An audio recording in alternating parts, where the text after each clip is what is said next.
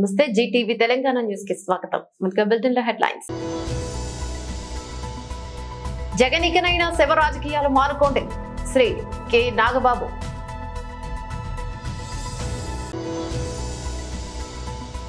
హైదరాబాద్ లోని రాజ్ భవన్ లో గవర్నర్ తో బీఆర్ఎస్ పార్టీ ప్రతినిధి బృందం సమావేశం.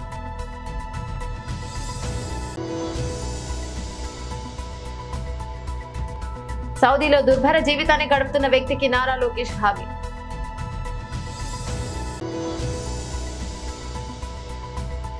దేశం కోసం వేలిని తొలగించుకున్న ఆస్ట్రేలియా హాకీ ఆటగాడు.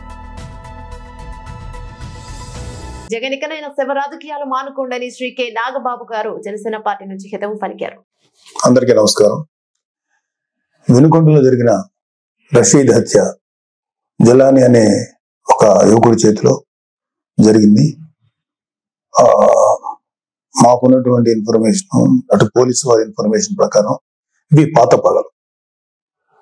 వాళ్ళకి మధ్యలో జైలు పంపాడని ఒక అతను, అందుకని పగబట్టాడని ఇతను, అతన్ని నడురోడ్డు మీద నరికి చంపారు. ఇది నిజంగా చాలా తప్పు, అది ఎవరు చేసినా సరే. కానీ మీరు దీనికి రాజకీయ రంగు పొలవటానికి ట్రై చేయకండి. మీరు ఫస్ట్ పాయింట్, వైసీపీ నేత జగన్మోహన్ రెడ్డి గారికి మర్యాదపూర్వకంగా చెప్పేది ఏంటంటే, ఇంతకాలం మీరు శవ రాజకీయాలు చేసే ఎంత దూరం వచ్చారు. జనాలు మీరు చెప్పే మాటల్ని నమ్మటం ఎప్పుడో మానేశారు. ఖచ్చితంగా ఈ హత్యకి సంబంధించి మేము కూడా ఖండిస్తున్నాం. ఖచ్చితంగా ఎలాంటి వ్యక్తులైనా సరే, ఈ వెనకాల ఉన్న వాళ్ళు ఎవరినైనా సరే పట్టుకొని కోర్టుకు తీసుకెళ్లి శిక్షించాలని మేము కోరుకుంటున్నాం. అయితే ఇంకొక విషయం ఏంటంటే, గంజాయి ఇన్ఫ్లుయెన్స్ తో కూడా ఉండుంటది ఎవడైతే చంపాడు అని కూడా బయట ఉంది.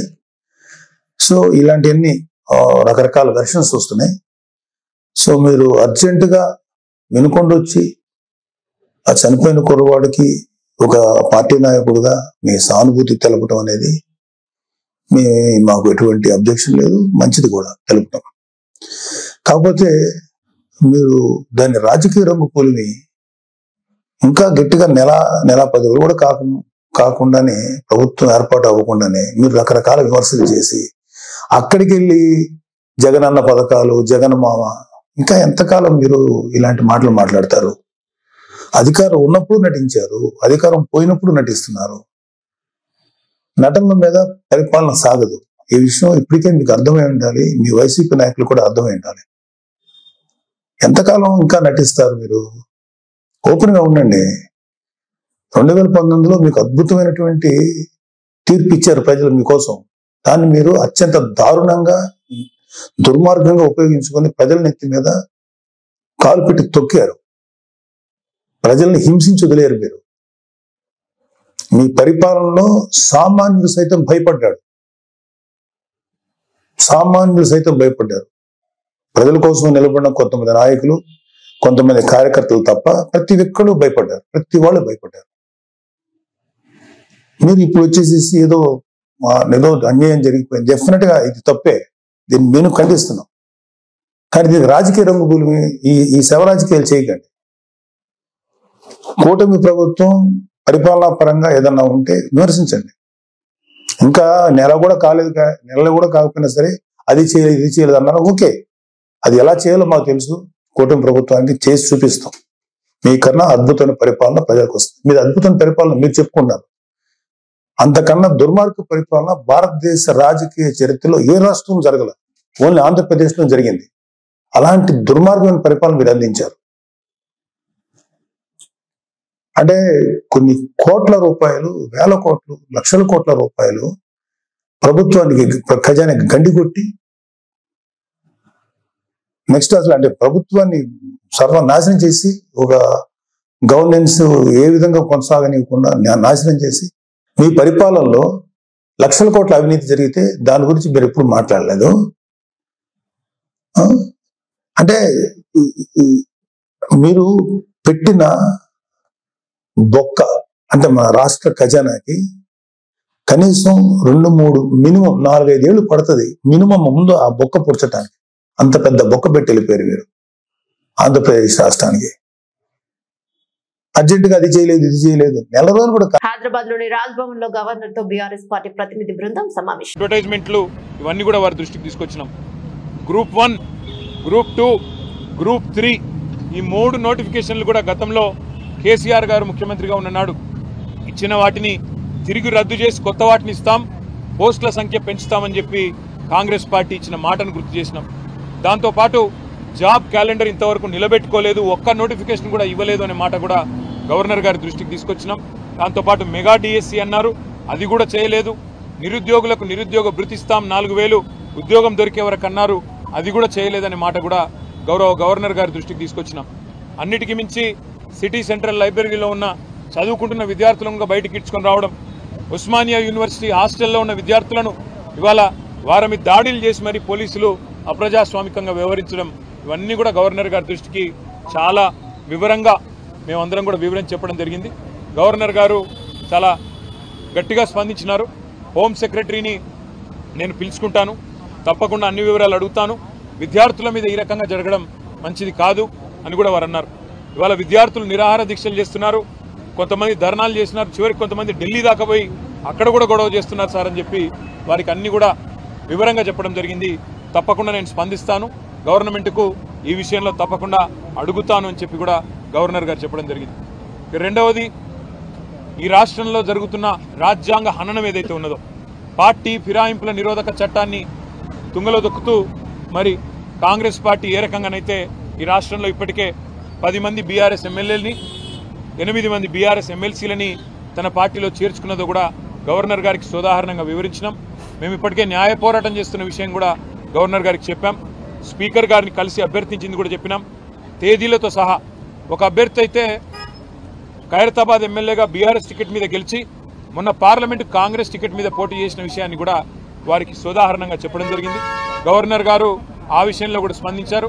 తప్పకుండా నేను గవర్నమెంట్కు, ముఖ్యంగా ఇక్కడ ప్రస్తుతం ఉన్న అధికారులకి, స్పీకర్ గారికి కూడా నేను విషయం తెలుసుకొని నా పరిధిలో ఉన్నంత వరకు న్యాయం చేసే ప్రయత్నం చేస్తానని చెప్పి వారు చెప్పడం జరిగింది.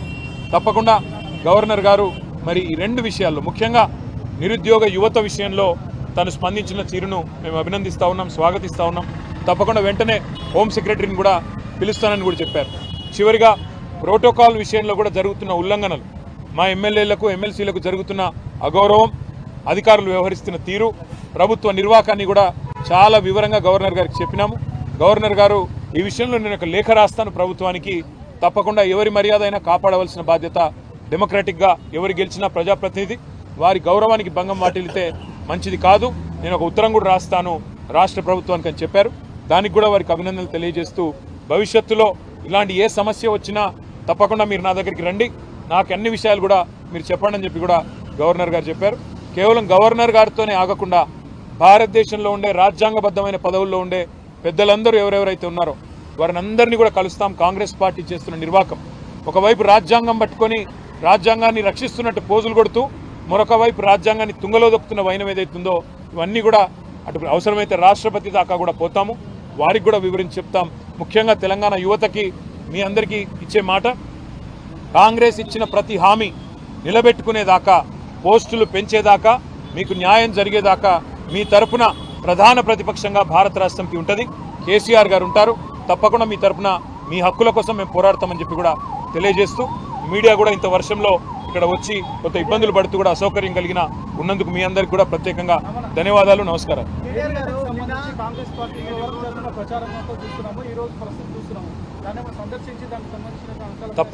తప్పకుండా ఆలోచన చేస్తూ ఉన్నాము. మేడిగడ్డ కొట్టుకుపోయిందని, కాళేశ్వరంలో లక్షల కోట్లు గంగపాలైందని చెప్పి చిల్లర మల్లర మాటలు మాట్లాడిన కాంగ్రెస్ పార్టీ ఏదైతే ఉందో ఇవాళ సిగ్గుతో తలదించుకోక తప్పదు. మేము మొదటి నుంచి చెప్పింది ఒకటే, అక్కడ జరిగింది చిన్న విషయం తప్ప పెద్దదేం కాదని చెప్పినాం. అన్నట్టుగానే కొన్ని రోజుల్లోనే రిపేర్లు పూర్తి చేసినారు. ఈరోజు ఒక వరదలాగా నీళ్ళు వస్తూ ఉంటే కూడా ప్రాణహితలో గోదావరిలో తట్టుకొని ఇవాళ మేడిగడ్డ నిలబడమే కాళేశ్వరం ప్రాజెక్టు యొక్క గొప్పతనానికి సాక్ష్యం అని చెప్పక తప్పదు. తప్పకుండా తొందరలో సందర్శిస్తాం, ప్రజలకు కూడా ఆ విజువల్స్ తీసుకొచ్చి ప్రజలకు కూడా వివరంగా చెప్తాము. తప్పకుండా వాటిని మీ ద్వారా కూడా ప్రజలకు చూపెడతామని చెప్పి కూడా తెలియజేస్తాము. బతుకు తెరువు కోసం గల్ఫ్ దేశాలకు వెళ్లి అక్కడ నానా కష్టాలు పడుతున్న తెలుగు వారు ఎందరో ఉన్నారు. అక్కడ పడుతున్న కష్టాలను తెలియజేస్తూ పలువురు సోషల్ మీడియా ద్వారా తమ ఆవేదన వ్యక్తం చేస్తున్నారు.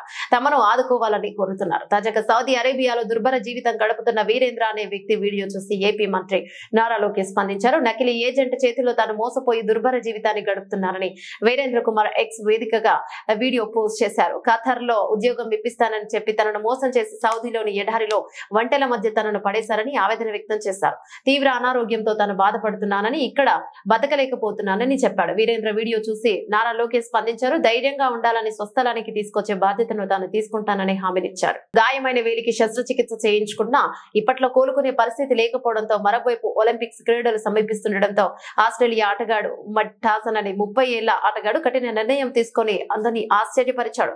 డిఫెండర్ అయిన డాసన్ కుడి చేతి ఉంగరపు వేలికి ఇటీవల పెద్ద గాయమైంది. శస్త్రచికిత్స చేసుకున్న కోలుకునేందుకు చాలా సమయం పట్టనుంది. అదే జరిగితే నెల 26 నుంచి ప్రారంభం కానున్న ఒలింపిక్స్ కు దూరం అవుతాడు. దీనిని జీర్ణించుకోలేకపోయిన డాసన్ ఎలాగైనా దేశం తరపున ఒలింపిక్స్ లో ఆడాలని నిర్ణయించుకున్నాడు. అందుకోసం కఠిన నిర్ణయం తీసుకున్నాడు. అందులో భాగంగా గాయమైన వేలి పై భాగాన్ని పూర్తిగా తొలగించుకొని దేశం పైన ఆట పైన తనకున్న మక్కువను చాటుకున్నాడు. మహబూబ్ నగర్ జిల్లా జడ్చర్ల క్యాంపు కార్యాలయంలో పిసిసి ఉపాధ్యక్షులు తెలంగాణ రాష్ట్ర మైనార్టీ చైర్మన్ ఒబెదుల్లా కొత్వాల్ పాత్రికేయుల సమావేశాన్ని నిర్ణయించారు. రాష్ట్ర బడ్జెట్ లోనే సింహభాగం రైతు రుణమాఫీ చేయడం హర్షణీయం. ఉమ్మడి జిల్లా ప్రాజెక్టులు త్వరగా పూర్తి చేస్తాం. కాంగ్రెస్ పార్టీ నాయకత్వం నెహ్రూ నుండి మొదలు పెడితే ఇప్పుడు రాహుల్ గాంధీ వరకు కూడా రైతుల పక్షపాతి పార్టీ కాంగ్రెస్ పార్టీ. కేసీఆర్ ప్రభుత్వం అప్పుల కూబిలో ఉన్నా కూడా కాంగ్రెస్ ప్రభుత్వం రైతుల పక్షాన నిలిచింది. సందర్భంగానే రాష్ట్ర పార్టీ ఉపాధ్యక్షునిగా రైతుల పక్షాన రేవంత్ రెడ్డికి హృదయపూర్వకంగా ధన్యవాదాలను తెలియజేశారు. ఈ కార్యక్రమంలో సీనియర్ నాయకులు శివకుమార్, జిల్లా స్పోక్ పర్సన్ టౌన్ నిత్యానందం, టౌన్ అధ్యక్షులు మెనహాజ్ తదితరులు పాల్గొన్నారు. నేను ఎలక్టోరల్ పాలిటిక్స్ లో వ్యవసాయ రంగం సంబంధించిన పిఎస్ఎస్ అధ్యక్షుడిగా ఎన్నికైన, అలాగే దాంతోపాటు డిసిఎంఎస్ అధ్యక్షుడు పనిచేసిన రైతు సమస్యలు, రైతు కష్టాలు,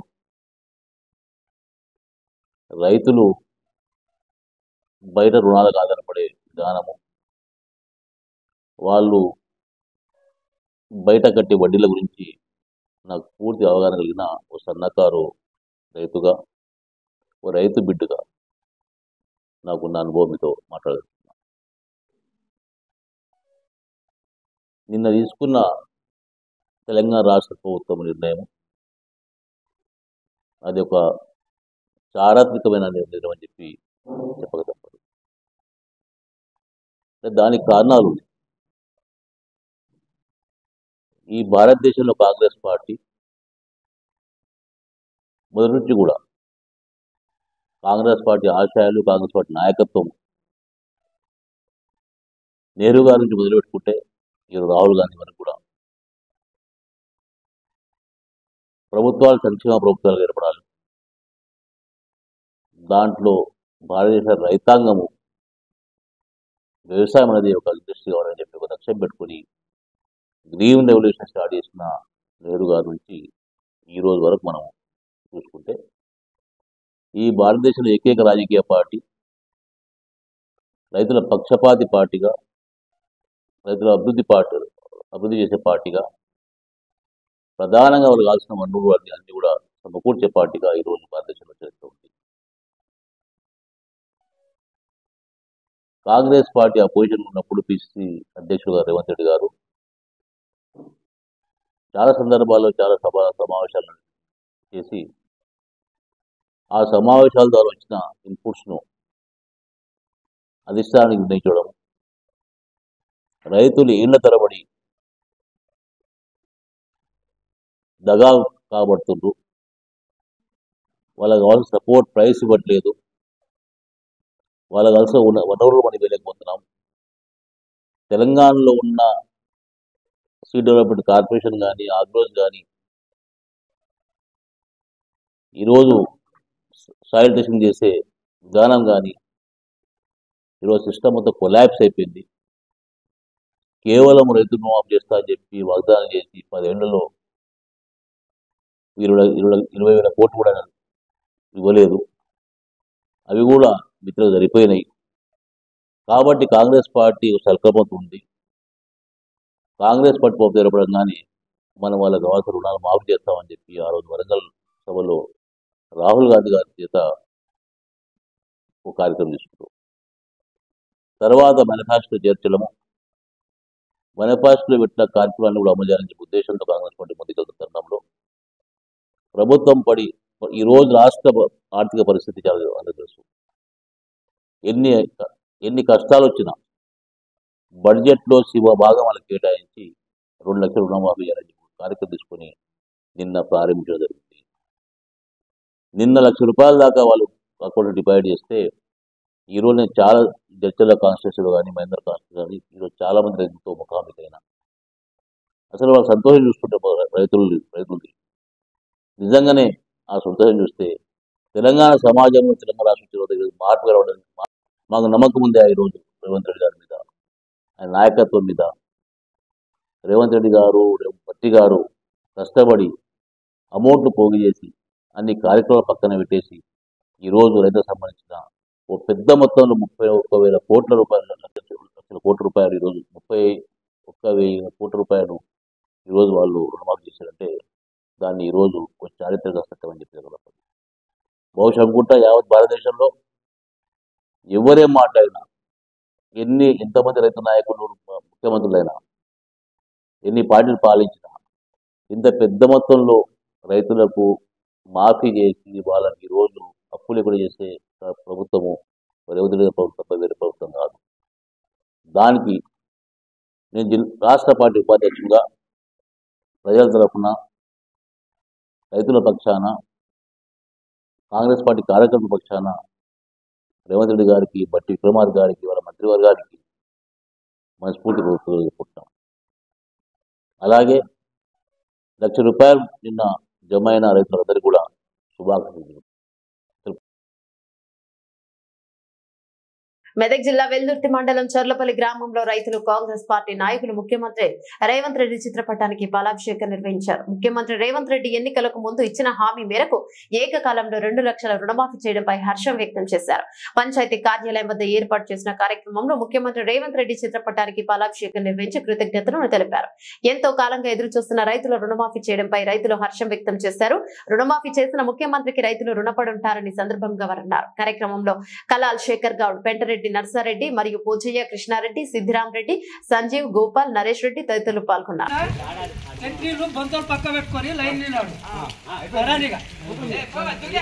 కాంగ్రెస్ పార్టీలో పెట్టిన మేనిఫెస్టోల ప్రకారం ఒక్కొక్కటిగా అమలు జరుగుతున్నది. అందులో రైతు రుణమాఫీ కూడా చాలా అరుదైన ఘట్టము. ఈ రుణమాఫీ కూడా సకాలంలో అందరికీ అందుతుందని, ఆగస్టు 15 లోపల అందరికీ 2 లక్షల లోపు రుణమాఫీ వర్తిస్తుందని రేవంత్ రెడ్డి తెలియజేయడం అర్చనీయం. మరియు తొందరగా కూడా అందరి అకౌంట్లోకి డబ్బులు కూడా పడుతున్నాయి. ఇది రేవంత్ రెడ్డి గారి దిగ్విజయం. ఆడిన మాట తప్పకుండా రేవంత్ రెడ్డి గారు మాట నిలబెట్టుకున్నారని మేము మనసారా ధన్యవాదాలు తెలియజేస్తున్నాము. జై కాంగ్రెస్! నిరాశ చెందవచ్చును. కాకపోతే కాలాతీతమైన సరే కానీ మేనిఫెస్టో వచ్చిన ప్రతి కార్యక్రమం కూడా ముందుకు తీసుకుపోయేటువంటి ఉద్దేశంతో మన ప్రభుత్వ యంత్రాంగం ఉంది కాబట్టి పెన్షన్లు కానీ, డబుల్ బెడ్రూమ్లు కానీ, ఇతరత్ర రావాల్సిన కార్యక్రమాలు కొద్దిగా టైం పట్టినా అందరికీ సకాలంలో సమగ్రంగా అందరికీ అంతైన నమ్మకం ఉంది కాబట్టి కాంగ్రెస్ పార్టీ నమ్ముకొని కార్యకర్త ప్రతి ఒక్కరు ప్రభుత్వం ఇస్తున్న కార్యక్రమాలన్నీ కూడా ప్రజలకు చేరే విధంగా కార్యకర్తలు పనిచేయాలని కోరుకుంటారు. జై హింద్.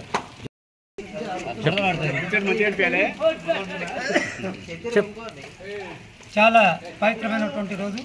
మొత్తం వ్యవసాయ రైతు జనానికి ఇది ఒక శుభవార్త. ఎందుకంటే భారతదేశ ఆర్థిక వ్యవస్థకు రైతు ఒక వెన్నుముక.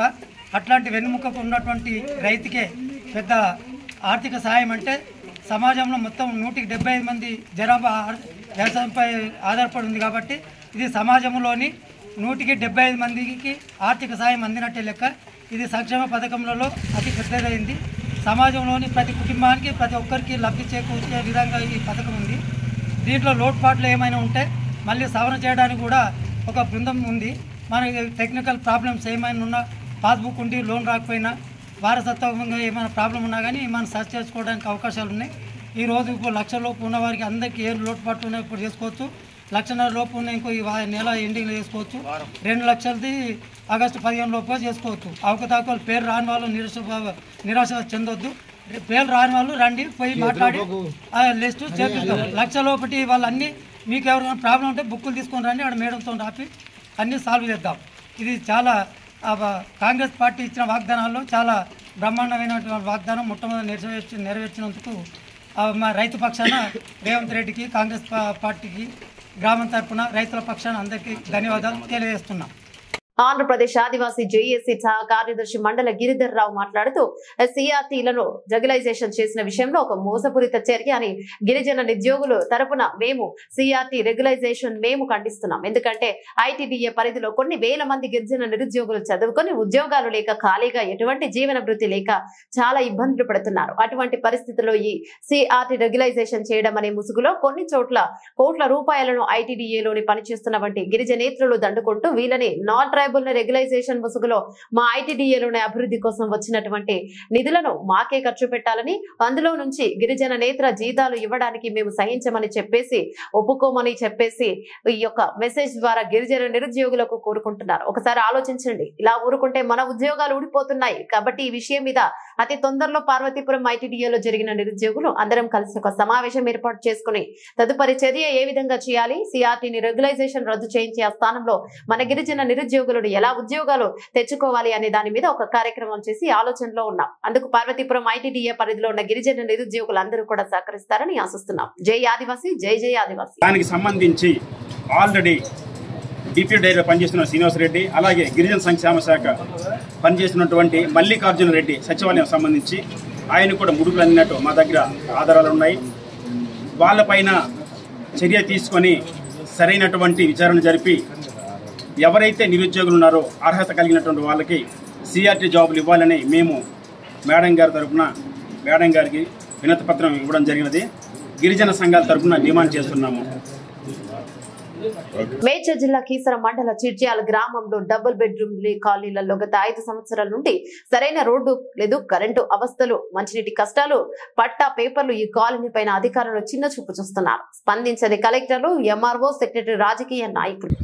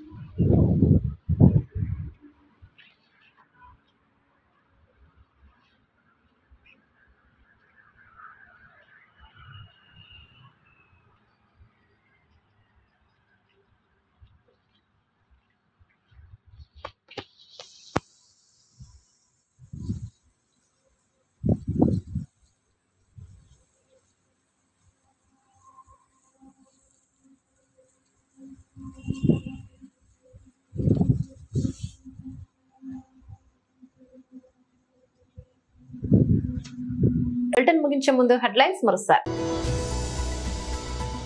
జగన్ ఇకనైనా శవ రాజకీయాలు మానుకోండి, శ్రీ కె నాగబాబు.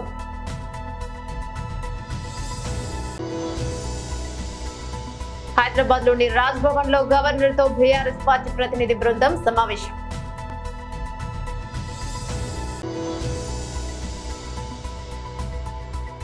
సౌదీలో దుర్భర జీవితాన్ని గడుపుతున్న వ్యక్తికి నారా లోకేష్ హామీ.